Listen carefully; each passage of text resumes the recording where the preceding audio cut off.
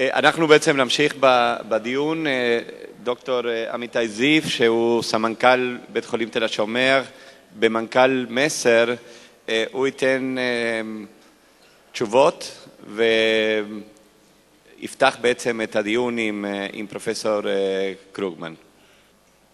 אני אתחיל בעברית בכמה מילים. דוקטור קרוגמן, I will be speaking in English shortly, but if it's fine, I'll say a few words in Hebrew just before.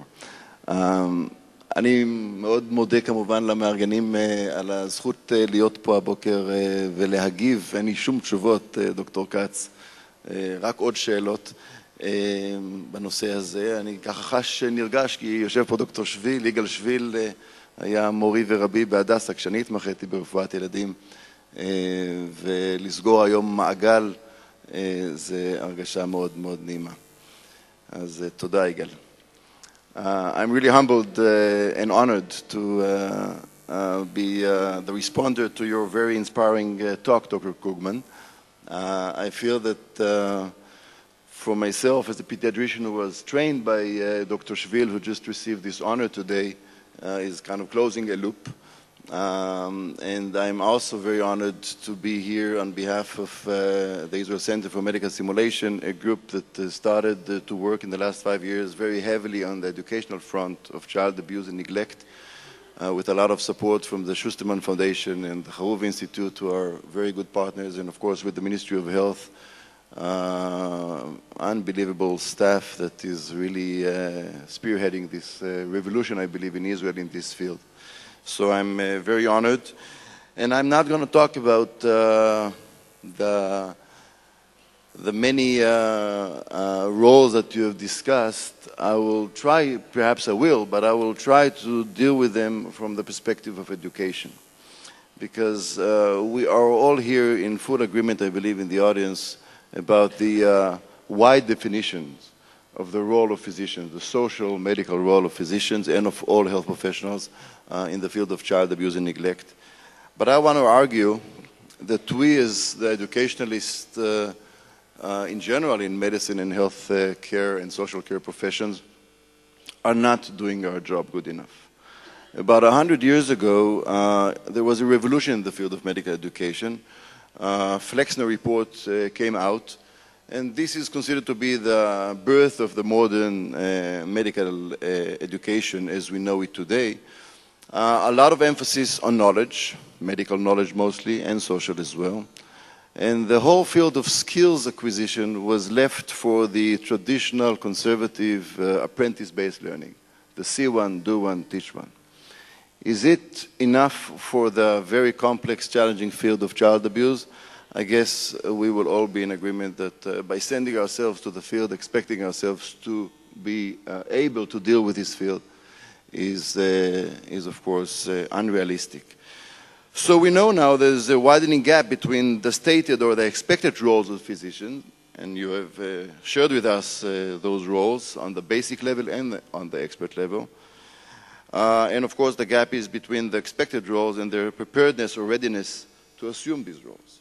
Are we in fact ready as health professionals and social care professionals to assume these roles? I think we are not.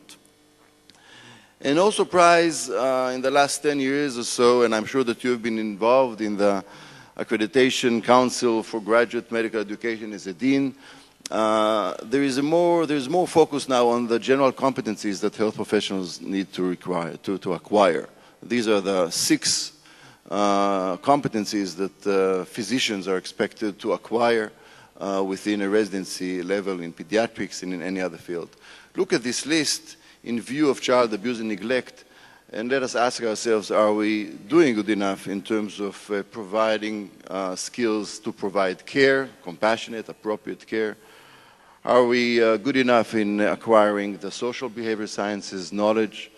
Can we really practice on a long life learning and acquire self-evaluation or self-learning skills? The field of interpersonal and communication skills is taken for granted. It's a field that we need to learn, and you have very elegantly kind of shared with us all kinds of questions that you would ask a mother or a family member when you start to suspect. This is a skill This is something that we need to acquire. It doesn't just come as is. So how can we do it in an effective manner with patients, with colleagues, with families? Are we professionals in terms of compassion? Are we culturally sensitive? And much of this field is very much related to cultural sensitivity that I'm not sure we're teaching good enough. And of course, the work within a setting which is a system-based setting. In the last 10 years, we've started to see a lot of very troubling reports about us as a healthcare system being a failure. We fail. We err too much. That's the to err is human. We are providing unequal treatment, and there are many, many gaps in terms of cultural appropriateness. All that we know about this field is true about child neglect and abuse. And I think coming myself from the field of patient safety, I think we can look into the child abuse and neglect in terms of the Swiss cheese model. I very much liked your example at the beginning of your talk on the 27 participants who were part of the system failure of this poor child you showed us at the beginning of your talk. So when we miss a child who has been abused, it's not a single doctor, a single social worker or a nurse or any other health profession. It's a system collapse. It's a system failure. And it's very much related to the fact that we are not providing good enough education in terms of handover skills. Do we know how to hand off a child from a hospital to the social care system? Do we know how to do it within the hospital or between community and hospital? We are not providing good enough training, lack of cultural competence. Israel is a melting pot. US is a melting pot. The whole globe is now one big melting pot of cultures. We need to approach it in a much more professional manner. You also mentioned as a prevention measure the aspect of patient empowerment, mother's empowerment. This is a field of great deficiencies in the field in general and certainly in the front of child abuse and neglect. So no surprise, about 3 months ago, there was a study that was published by Dr. Christian from University of Pennsylvania in pediatrics, and she called it Professional Education in Child Abuse and Neglect. It was published exactly in September of 2008. And again, she found what we all know is that there is inadequate structured training at all levels in the field of child abuse and neglect. Medical students get up to 2 hours in the course of 4 years on child abuse and neglect. Residents, in most residencies, there is an unstructured, it's not mandatory, and even if it is mandatory, it's not fully implemented. Practicing physicians and other professions are learning on the job, as I mentioned before. And there's an overall sense of lack of preparedness to assume the roles that we so much believe in as related to child abuse and neglect. We know that there is lack of awareness, lack of knowledge, lack of skills, many psychological barriers on the side of health professionals. They may want to ask the question. They don't want to find themselves with a family member who accuses them of even asking or raising the idea. Lack of familiarity with the social health services or lack of trust. And what Dr. Christian says to us is that we need to be more accountable as educators of the healthcare professionals and the social care professionals. And she also calls for mandatory proactive training at all levels. We are not doing enough, and I very much liked your figures of 12 pediatricians many years ago, perhaps now in the thousands. It's great, but we would agree, I believe, that we are not there yet. I believe in simulation. People know about it. And we cannot allow ourselves anymore in general, and certainly in this field of child abuse and neglect, to believe that this will be learned on the job in a diffusive manner of the see one, do one, teach one, because it doesn't really happen. We need to take advantage of all the errors, such as the one that you shared with us, and provide ourselves a system, a safe system of error-driven education where we can err. We can meet the nightmares before they actually come.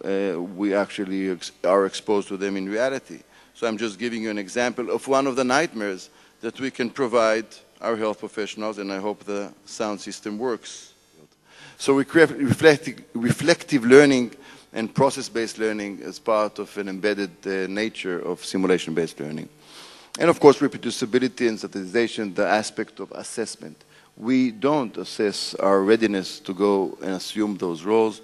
We are not necessarily being checked on it, and then we should not be surprised that we may not perform good enough in the field. So we can be creative, and in the last 5 years, here in Israel, there's been a lot of movement towards creative educational programs, national simulation-based domestic violence in the child abuse front and women abuse front and old age abuse front with MDs, RNs, social workers. Some of them were conducted at M.س.ר, others in other places, but the main message was interdisciplinary teams that are experiencing the challenge of dealing with the field in a safe environment where they can discuss what really blocked them from asking a question, how could they do better tomorrow morning in the actual field. Conducted by field experts, by change agents, many of them are here in the audience, and a very, very, very impressive collaboration that is not at all trivial in Israel among Ministry of Health, Israeli Medical Association, hospitals, HMOs, the Xarov Institute, the Schusterman Foundation, Ashalim, and many more bodies that kind of shared forces as they do today and in many, many other programs. One very important aspect of this whole field is, of course, this notion of measuring the effect of what it is that we are doing in education. I don't think that we've been doing it in the past. I think in the field of child abuse, we need to find effective programs, and you gave us some beautiful examples of effective programs from a patient education front. Just a short example from a work that we published in Medical Teacher about a year ago. A group of physicians who have been trained on a one-day workshop experiential training. 6 months later, self-reporting, they would tell us that they are now suspecting more, inspecting more, and reporting more, and that they're doing it in a more, and of course it's very much related to their notion or their self-awareness or self-perception that they're improved in their skills, that their ability to diagnose has been improved even significantly, that they know how to ask the questions, they can communicate, and the knowledge of the system and of the domain is improved. This is a very small self-perception type of study, but we need to do more of that. I want to end just with an example, and all that I've mentioned thus far was in the basic skills domain. We can certainly go into the advanced expert level skills that we can train better than we've been doing it in the past. I want to refer to the collaborative national program by MOA, by Israeli Ministry of Health, and the Xarov Institute. Schusterman Foundation Israel is behind, of course, led by Dr. Yoram Ben Yehuda, who will be the speaker just after the break. A very, very comprehensive training program for 18 pediatricians, selected pediatricians from all over the country, who have been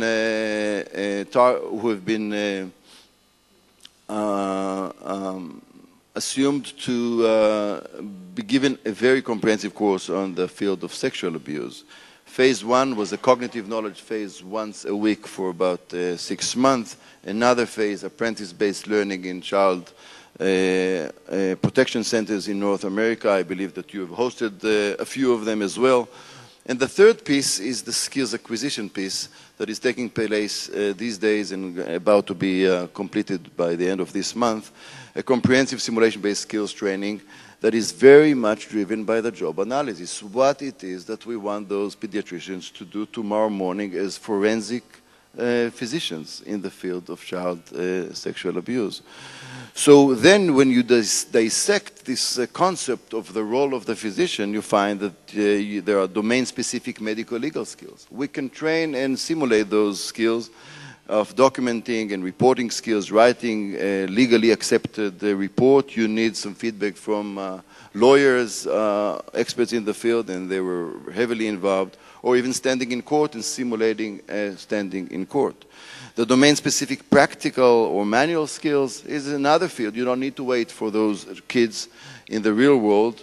You can actually bring them and enact them in a simulated environment. This is an example of vaginal exam using a rape kit. The first time I've ever seen a rape kit was with Yigal Shvil, Dr. Shvil, when he went to examine a little girl, and that was the only time I could have touched it. This time it's done in a fully safe environment. We don't need to wait for these kids to come. We can create most of these tough slides that you have shown us in reality on real mannequin human body or kids' bodies, and that's what we've done back at M.ס.ר. And we can learn and document and measure and write the documentation as a forensic pediatrician in order to make sure that we are ready for the job. And of course, the last and most challenging field that is very ready for simulation-based training is the field of communication skills acquisition in the specific domain of medical, of child abuse and neglect. So the skills of taking the perpetrator out of the room and then learn more. The listening skills, the questioning skills, being empathic in this context. It's not only being empathic to the asthmatic kid. Asthmatic kid, we know how to be empathic. Preparing a minor for intimate physical exam, utilizing translator, the cultural competence aspects, etc., etc. You can really dissect many of those difficult moments in the field of child abuse and neglect and provide very, very effective training in this field. In view of time, just to summarize, the educational challenge is another front that we need to be aware of. Many more fronts, the policy fronts and the legal fronts are out there. But in order to reach the roles that we expect ourselves to assume, we need really well-trained professionals. And we are not doing good enough in training our professionals. We need to take the medical education in an accountability perspective as a field that we need to produce those who can actually be ready for the roles that we expect them. We can, of course, differentiate it from the basic skills and the advanced skills, but we can do it.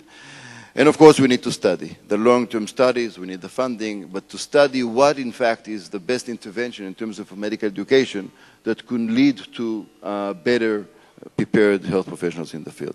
And the last point, of course, is regulation and certification. Until this field, only when this field will become part of a mandatory component of residencies and other professions, and will be a piece in certification, only then I believe we will start to find ourselves with a much larger number than the number that you cited. Thank you.